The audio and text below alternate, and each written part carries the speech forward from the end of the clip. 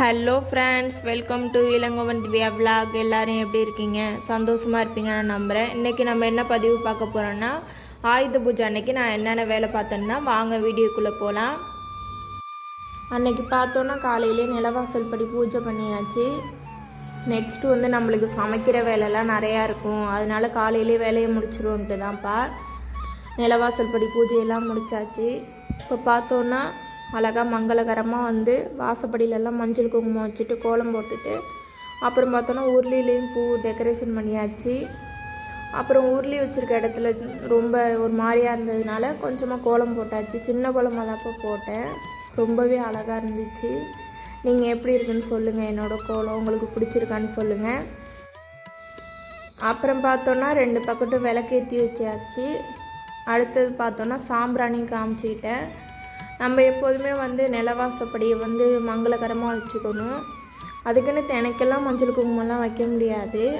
ஒன்று வெள்ளிக்கிழமை வச்சுக்கலாம், இல்லை ஏதாச்சும் நல்ல நாள் வருதுன்னா அப்போ வச்சுக்கலாம். கண்டிப்பாக வாரத்துக்கு ஒரு வாட்டி வெள்ளிக்கிழமை வந்து நம்ம வந்து நிலவாசப்படியில் வந்து மஞ்சள் குங்குமம்லாம் தடவணும். அடுத்தது பார்த்தோன்னா நம்மளோட நிலவாசப்படிக்கும் காமிச்சிட்டு வெளில போய் இயற்கைக்கும் காமிச்சாச்சு. ரொம்பவே இருட்டாக இருந்துச்சு, ஏன்னா காலையிலே பண்ணதுனால. அப்புறம் பார்த்தோன்னா நாளே வந்து நம்ம விளக்கெல்லாம் விளக்கி வச்சுட்டோம். அடுத்த நாள் காலையில் பிரம்ம முகூர்த்த பூஜை பண்ணணுன்னு. நாங்கள் வந்து எப்போதுமே ஆயுத பூஜை அன்றைக்கி சாயங்காலம் தான் சாமிக்கு படைப்போம். சக்கரை பொங்கல், அவல் பொரிக்கல்ல, ஃப்ரூட்ஸ் வாங்கி வச்சு, அப்புறம் பார்த்தோன்னா கொண்டைக்கல்ல வச்சு சாமிக்கு வந்து படைப்போம்.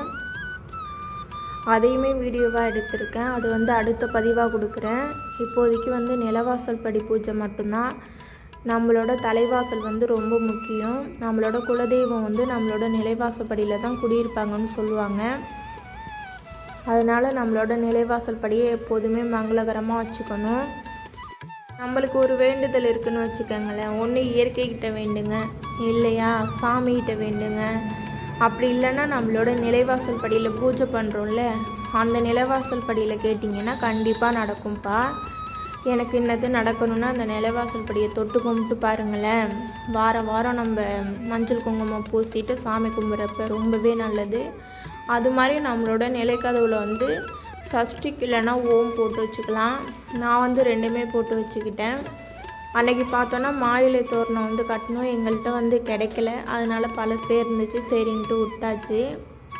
இப்போ பார்த்தோன்னா சாமி கும்பிட்டுக்கிட்டு இருக்கப்ப பாருங்கள், நிலைவாசல் படி பூஜை பண்ணிக்கிட்டு இருக்கேன். மேலே பள்ளி இருக்குது பார்த்திங்களா. எப்போதுமே சரி நிலைவாசல் படி பூஜை பண்ணுறப்பெல்லாம் மேலே பள்ளி இருக்கும்.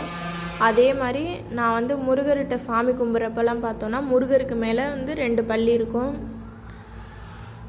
பார்த்தோன்னா நம்மளோட நிலைவாசல் படிக்க தீப தூப ஆராதனை ஃபுல்லாக காமிச்சாச்சு. இந்த வீடியோ எல்லாருக்கும் பிடிக்கும்னு நினைக்கிறேன். இந்த வீடியோ பிடிச்சிருந்துச்சுன்னா லைக் பண்ணுங்கள், ஷேர் பண்ணுங்கள், கமெண்ட் பண்ணுங்கள், மறக்காமல் சப்ஸ்கிரைப் பண்ணுங்கள். தேங்க்ஸ் ஃபார் வாட்சிங்.